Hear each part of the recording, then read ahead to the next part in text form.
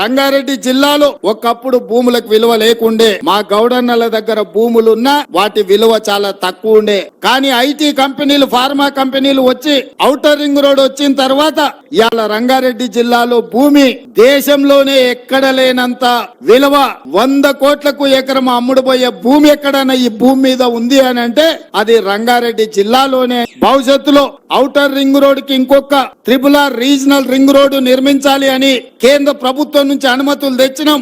360 కిలోమీటర్ల చుట్టూతా తెలంగాణను మొత్తం ఒక వడ్డానంగా మనము రీజనల్ రింగ్ రోడ్డుని తెచ్చుకున్నాము. రీజనల్ రింగ్ రోడ్డుతో పాటు రేడియల్ రోడ్స్ కూడా మనం అభివృద్ధి చేసుకుంటున్నాము. అప్పుడు రంగారెడ్డి భూములు బంగారం అవుతాయి.